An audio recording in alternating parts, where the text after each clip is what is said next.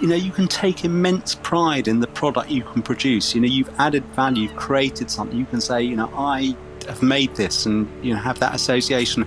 And there's something, I just don't know what it is, there's just something very rewarding. And I meet people socially, and I think they're so refreshed that I'm just not a lawyer or a banker or an estate agent. Like, actually, when you say, I smoke salmon, everyone wants to talk about it. Everyone's interested. This is Fish Tales, a seafood podcast. I'm John Susman. Smoke is a funny thing. It is a collection of airborne particulates and gases emitted when a material undergoes combustion. It is commonly an unwanted byproduct of fires, causing annoyance, distraction, and sometimes pain. When used as a means to flavour food, it takes on a completely different persona. The idea of smoking salmon was originally brought to London by the Jewish immigrants in the 19th century. London's East End became home to a large salmon smoking industry. Whilst there were many smokeries across the East End of London 100 years ago, H. Forman Son is now the last remaining one. H. Forman Son is the quintessential example of a craft-based luxury food producer. From their smokery located in the aptly named Fish Island district of East London, Lance Forman continues the family tradition of producing premium smoked salmon. So H. Forman was started by my great-grandfather, who was known as Harry Forman, although his real name was Aaron. And he founded our business back in 1905. And we certainly weren't the first at the time, but we are now the last remaining of those original salmon smokers from East London. And for the last 10 to 15 years or so, I've been claiming that we are the world's oldest producer of smoked salmon, and nobody has said to me, no, you're not, Mr. Forman. So it must be true. We are now the world's oldest producer of smoked salmon. In the early days, the East London smokers imported salmon from the Baltic, not realising that wild salmon was available from Scotland each summer. Having discovered the Scottish fish at Billingsgate Market, they realised it would be easier to use the native fish, and the taste of the finished product was considered superior. Historically, Scottish wild salmon was sent to Billingsgate Market from at least the 19th century onwards. Scottish salmon had a worldwide reputation for excellence. The smokers of the East End identified with this and developed a smoking process which allowed for the unique flavour and texture of this amazing fish to shine. The London cure was born. The light cure and smoke applied to the London cure is unique because it cures and smokes the fish to preserve it without leaving a heavily smoked flavour. From its origins, the beauty of the London Cure smoked salmon was that it enabled fish to be preserved whilst showcasing the flavour and texture.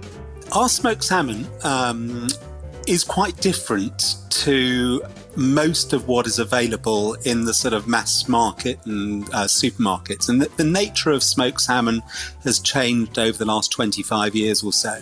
And I would say, actually, that smoked salmon was Britain's first ever homegrown gourmet food.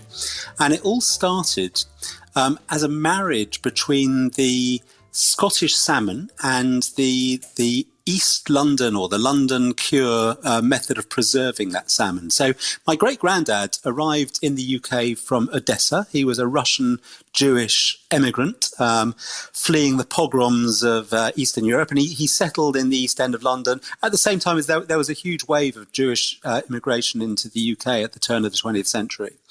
And for him and others like him, the smoking of salmon was never a gourmet food back then. It was just a way of preserving fish because refrigeration was, very basic and almost non-existent.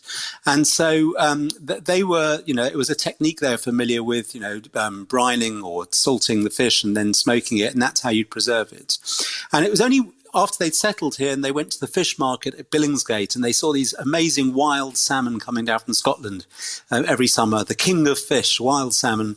And they started smoking the local fish, the native Scottish salmon. And the product was incredible. And they thought, wow, this is amazing. Maybe other people will be interested in eating this wonderful food. And so they started hawking it around to sort of famous hotels like the Savoy and famous food stores like Harrods and Selfridges, and people fell in love with this new product. And smoked salmon was born as I say, I would say, Britain's first ever homegrown gourmet food. And the reason I say that is because if you look at other gourmet foods around that time, foie gras, truffles, caviar and so on, they were being imported into the UK. But smoked salmon all started here. And a lot of people think that it's an ancient Scottish tradition. And the Scots did have a history of smoking fish, but not really salmon as a gourmet food. If you look at other sort of traditional Scottish smoked food, things like kippers and Arbroath smokies, they tend to be very, very smoky. If you were a chef putting on an important 5-course banquet, you'd never start the meal with a kipper because you're going to taste it after the chocolate pudding 5 courses later.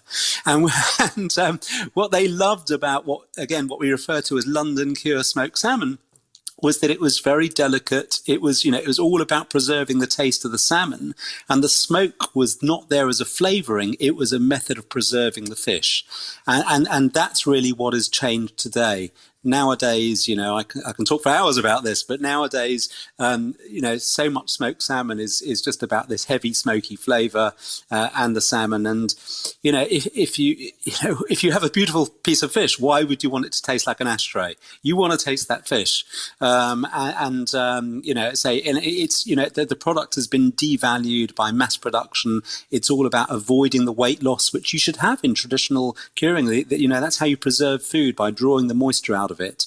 But if you're selling, if you can sell water for the price of salmon, that's good business, but it's bad for the salmon, and the salmon doesn't taste great. And we meet a lot of younger consumers nowadays that weren't familiar with smoked salmon and how it used to be, and they're actually put off by it. They say, "Oh, I don't like the texture; it's very slimy, and I don't like the taste. I need sort of 20 peppermint chewing gums to get rid of the taste of the smoke, even 3 hours later." And that is not how smoked salmon used to be. And London cure smoked salmon is the method we have today is exactly the same as the method we were doing, 116 years ago. Tradition is the transmission of customs from generation to generation. Building a food business based on tradition can have its limitations, but when tradition delivers excellence, not only is there no reason to change it, but more importantly, protect it. The skill of salmon smoking and slicing has long been established in the East End of London, and these artisanal skills have been handed down through many generations. Forman adhere to the traditional approach to create London cure smoked salmon, retaining all the traditional skills associated with salmon smoking, and believe in maintaining artisan skills before they are lost for good. Well, the first memories, I guess, relate to smell. My dad would come home from work, and there'd just be that constant sort of lingering sort of smoky smell. And my mum used to have a separate wardrobe for his smoked salmon clothes, but everything just had that sort of taint to it. His overcoat, the car, it would just get on the seat, and it was very hard to get rid of it. And in fact, it was quite funny because soon after I decided to join the business, because I had about 10-12 years doing other things first. But soon after I joined the business, within a few days, I'm lying in bed, and my wife says to me, "You know what? I can smell that smell that your dad, that smoky smell." And I said, "No, it's impossible. I've showered, I've washed my hair, there's absolutely no way." And she's like sniffing around. It was on my glasses. I mean, it's just. And it is quite a sticky smell, but of course in our new sort of newfangled factories nowadays, we have very good airflow and so on, so we don't have any smells in the offices and so on. Although I can't smell it. Whenever visitors come here, they go, "Oh, I love that smell of the smoke," but I just don't notice it anymore. I've spent probably 20 to 25 years since I've joined our family business. Spent most of my time trying to re-educate the public about smoked salmon, so they actually learn to love what was once this amazing food. And, I see younger people sort of put a little slice in their mouth, and you can see their sort of face grimace.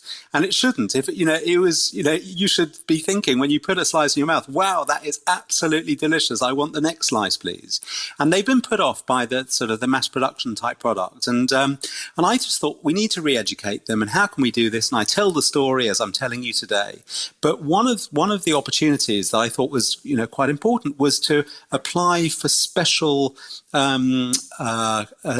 status, PGI, Protected Geographical Indication status, which is the same status that champagne has, and Parma ham, and Gorgonzola cheese. And we put in this application. It was an EU accreditation scheme, and it took us 4 years to do all the documentation and get through all the bureaucracy of the application.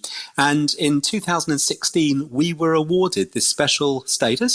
It became, London Cure Smoked Salmon became the first ever London-based food, or indeed drink, to have this special status, and indeed no other London-based food or drink has had it since. So it was a really proud moment for us to have this, and we didn't do it because we were looking for the EU's protection. We did it purely as a sort of marketing efforts to help, re-educate the public about how smoked salmon ought to be, because, 90% of it now, maybe more, 99% of it is this mass production product, which supermarkets love. It is now, smoked salmon has become the most heavily promoted food by supermarkets, particularly at Christmas time, because it still has this air of luxury, but it can be produced very, very cheaply. And in our view, that sort of put people off this once great product. Of course, I was accused of mass hypocrisy for applying for this EU status and indeed achieving it, because there we were getting this EU award. But actually, I was very much involved in the Brexit campaign, and in fact became an MEP, a member of the European Parliament for the Brexit Party. And there we were getting an EU award. So life can be a bit confusing at times. But there we go. Indeed, the application took so long. So the application took so long. We started the process before we even knew there was ever going to be a referendum on the EU. So but that's life.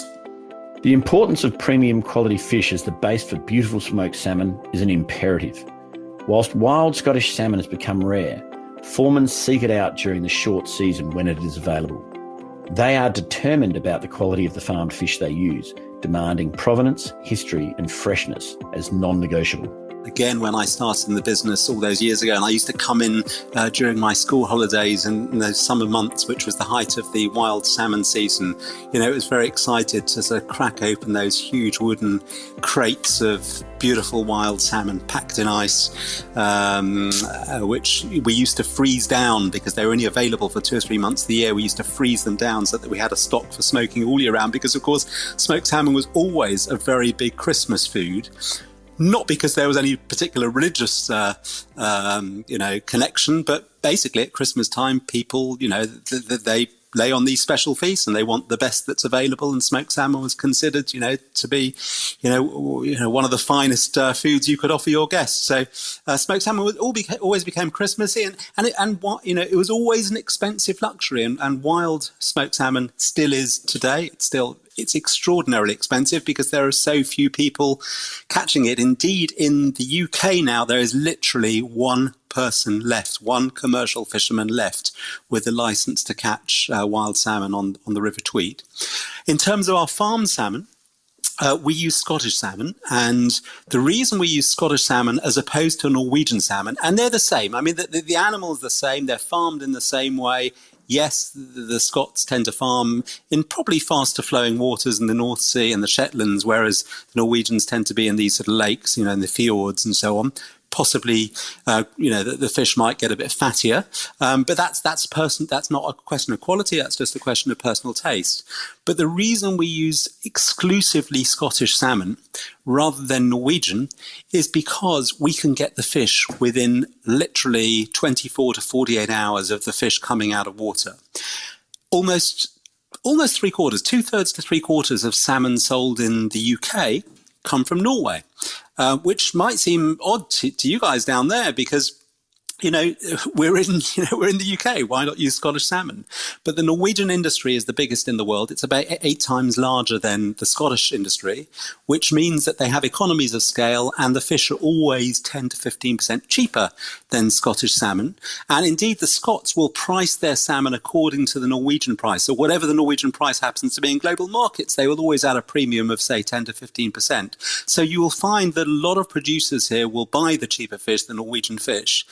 Indeed, some of the Scottish salmon smokers will buy Norwegian salmon, smoke it in Scotland and call it Scottish smoked salmon as opposed to smoked Scottish salmon. But the reason we don't touch Norwegian salmon is that it takes 4 days just for the fish to arrive. Now, if a fish has a shelf life of 1 week, let's say, a good shelf life of 1 week, and you've lost 4 days of that, you've lost the freshest 4 days of that, why bother? And especially if you're giving this light cure because you want to preserve the taste of the salmon rather than conceal it with smoke. You really want the freshest fish, and freshness is absolutely the most important criteria when you're talking about fish. It doesn't matter whether you're eating it raw for sashimi or sushi, or you're cooking it or curing it. Freshness is everything, and indeed sometimes. I laugh when I read the marketing blurbs that people put on the backs of their packets of smoked salmon. It just does make me laugh. I've read things like, after we smoke our salmon, we leave it to mature for 3 days before we carve it. Okay, fish does not mature; it just goes off. It's not meat, it's not cheese, it's not wine. It does not improve with age at all. Fish goes off, and you really want to get it through the system as quickly as possible. And that doesn't matter whether you're smoking it or cooking it or just eating it raw. Freshness is absolutely crucial. So that's why we use Scottish salmon. Whilst the process of curing and smoking salmon is of itself an incredibly simple concept, the art of creating a truly delicious finished smoked salmon demands skill, commitment and dedication at every step of the process, with many of the tasks demanding a tactile innate understanding for the fish, the processes and the conditions. Producing great smoked fish is truly a unique art. Once the salmon arrives with us, and we get deliveries in 6 days a week from Scotland, we hand fillet the fish. And again, that may seem obvious, but I would say probably 99% of salmon filleted nowadays is done by machine. And the problem with the machines is that they can't handle the fish when they're so fresh, because when the fish are slaughtered, rigor mortis sets in, the fish go absolutely rigid. And when they're stiff like that, they can't be fed through the machines. They have to wait for a day or two till they sort of relax and go a bit floppy, so you can sort of feed them through the machine. So when you're handling the fish by hand, you can actually work with much fresher fish. So we have a really skilled team of filleters, or blocksmen, some people call them, that hand prepare the fish. We also doing it by hand means, if you've got good skilled people, they can follow the shape of the bone with a knife, and you get much less waste than you would do throwing it through a machine. The fillets then get put onto these sort of metal shelves. They're slightly sloping, and then we sprinkle them with salt, just salt, no other ingredients, and they will stay in salt for up to 24 hours. Obviously, the bigger the fish, the longer time salting. And if you weigh those salmon fillets before they're salted, and you weigh them after they're salted, they will lose somewhere between 5 to 10% of the weight. And that is the start of the preserving process. That is drawing out the moisture. Now, what a lot of the modern producers do is they add sugar at that stage. Some of them don't dry salt the fish at all. They will, they will brine the fish, and the reason they brine it is because you don't get the weight loss, because the fish are saturated in water. And some of the really modern mass producers don't even brine it. They inject the fish with salt water, so they can pump up the weight and, as they sell you water for the price of salmon. But sugar is often added, and it's added for a number of reasons. One of the reasons is that when smoked salmon was first introduced into supermarkets, say 30 years ago, One of the risks that supermarkets had was that they had a relatively high value product with a relatively short shelf life. Now that's risky because if you don't sell it in time, you're going to have a lot of expensive waste. So they tried to encourage the producers to increase the shelf life to reduce that risk. And the way you do that is by adding extra salt, but then it tastes too salty. So you put the sugar in to counterbalance the salty taste. Another reason sugar is added is because people add too much smoke, and the smoke can often be there to conceal the fact that the fish isn't very fresh. You don't want people to taste the salmon, so you just smother it with smoke. But smoke in itself can be quite bitter. So again, sugar takes away the bitterness of the smoke. But the key thing is that once you draw out that moisture, you then put the salmon into the kilns, and before you smoke it, you air dry it further to remove more moisture. You should, in fact, once that air drying and smoking process happens, you lose another 10% of the weight.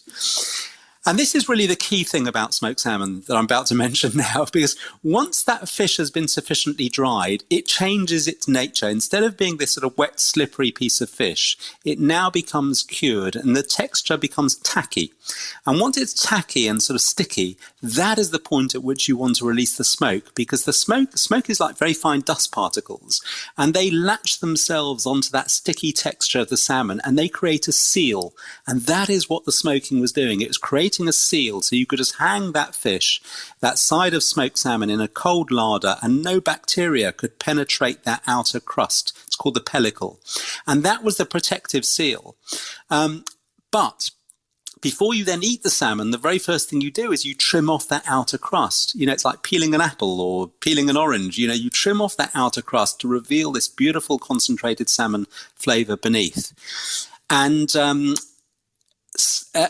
so you remove all the sort of smoky flavoring. You're left with literally just a hint, a remnant of this sort of smoky flavor, but it's all about the concentrated salmon flavor. But you lose another 10% of the weight by trimming off that crust. So what all the modern mass producers do nowadays is they debone the fish first, they slice straight through that crust, and you get that little brown, chewy edge on every single slice because they're selling you the trimmings with the salmon, again, making it cheaper, but then it tastes smoky, and that's why they have to add sugar. And, you know, it's just, you know, the product has just been devalued. Inevitably, great quality food is recognised globally. The challenge for many artisan producers is being able to scale their business whilst maintaining quality. Building a global luxury food business with a product as fragile as smoked salmon requires patience and dedication. Most of what we're selling is actually in the London market. But yes, we have exported all over the world. Our biggest export market is the USA. We've exported to Hong Kong for about 50 years. We were doing quite a lot in Italy, but again, COVID sort of put the kibosh on that, because we were supplying sort of hotels and restaurants, and that just hasn't really been happening over the last 18 months. But of course, it will come back. But literally every corner of the globe, we have indeed exported to Australia. We on just one or two occasions, mind you, I think we supplied some smoked salmon into the Crown Casino in Melbourne. But I'm very hopeful now that Britain and Australia, have done this trade deal, that maybe the opportunity for our, London Cure smoked salmon to land on people's plates in Sydney or whatever will happen. And why not? Once when we do export, when we ship by export, we normally ship by air freight. Again, we want the product to arrive very quickly, and the cost of air freight, I know it's going to be a little bit more expensive to Australia, but it's a relatively small part of the cost of the product. And the biggest cost in transport is actually, it's always the documentation, the loading and unloading. Whether you're flying, a 16-hour flight or a 20-hour flight doesn't really make much difference to the cost. It would be amazing if we could get our smoked salmon, our London Cure, back into the Australian market. We'd love that. The beauty of truly great smoked salmon is that it requires very few accompaniments. Whilst there are many theories and myths about how to enjoy smoked salmon, like great caviar, less can be more in preparing and presenting smoked salmon. I mean, there's nothing like just a lovely plate of smoked salmon. We have we have a restaurant. We had a restaurant which has been closed since the onset of COVID, but we used to serve it here with some nice little blinis, little sort of mini pancake, little mini pancake sort of things, with some creme fraiche, capers, shallots. Quite often, people serve smoked salmon with a slice of lemon. And we make a point of saying good smoked salmon does not need lemon squeezed all over it to enjoy it. And indeed, there have been numerous times when, I'll go to a restaurant, you look at the table next to you and people, the smoked salmon arrives, and before anyone even tastes it, they just get that lemon and squeeze it all over and so on. And it's not surprising they do that because, if the smoked salmon is really sort of slimy and oily, you need the lemon to cut through that. But if it's really good quality smoked salmon, that's not necessary at all. And smoked salmon is just one of those delicious foods that can be, enjoyed at any time of day. Fantastic in the morning, breakfast with scrambled eggs. It's great for lunch with a, bagel and some cream cheese. You can have it for fine dining, just a plate of smoked salmon and a nice glass of wine.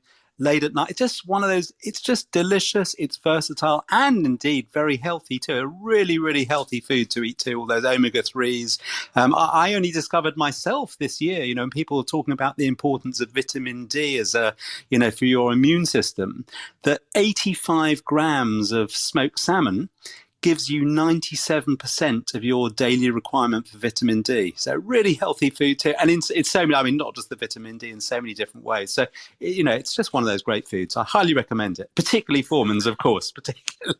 The job of operating a family-owned company is often grievously complicated by friction arriving from the rivalries involving a father and his son, brothers or other family members who hold positions in the business, or at least derive income from it. For an artisan food business, transposing the passion and dedication can require some special intergenerational care. We are a family business. We're now in the fourth generation. People often say that family businesses self-destruct in the third generation, so we're not quite sure what happens now, whether the decline continues or the cycle restarts.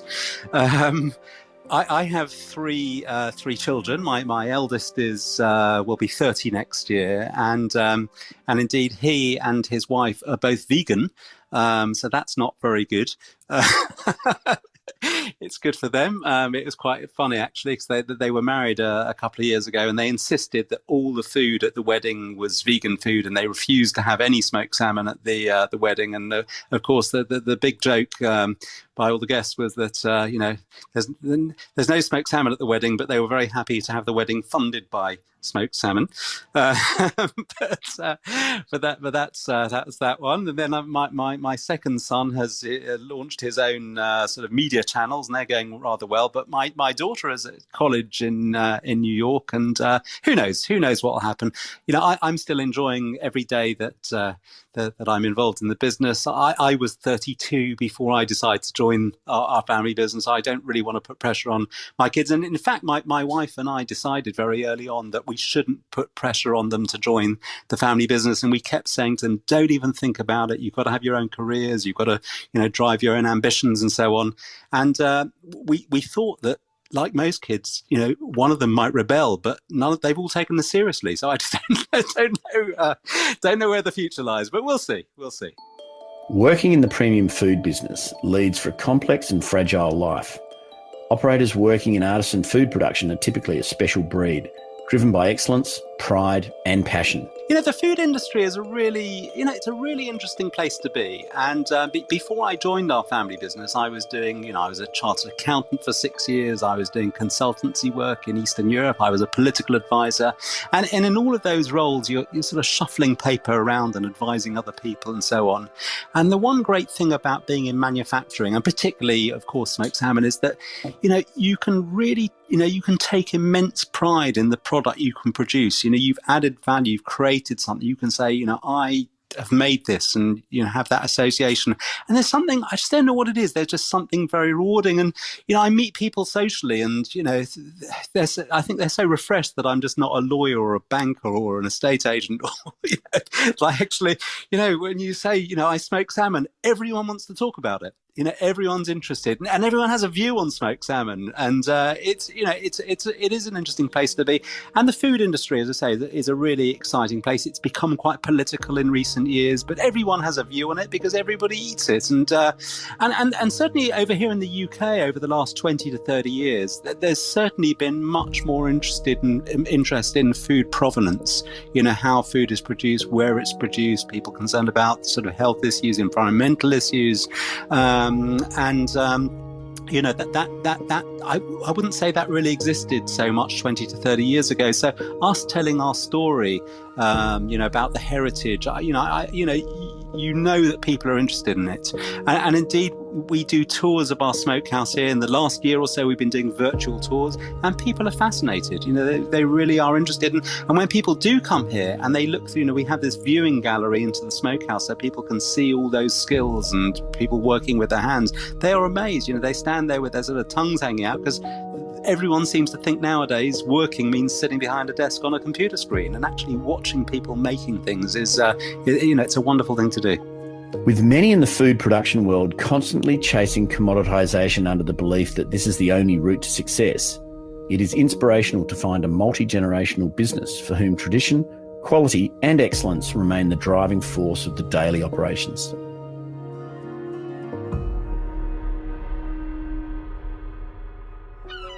This is Fish Tales, a seafood podcast. A Deep in the Weeds production. I'm John Susman. Follow us on Instagram at Fishtails Seafood Podcast, or email us at fishtalespodcast@deepintheweeds.com.au. Stay tuned for more tales from beneath the surface of the seafood world every Friday on your podcast app.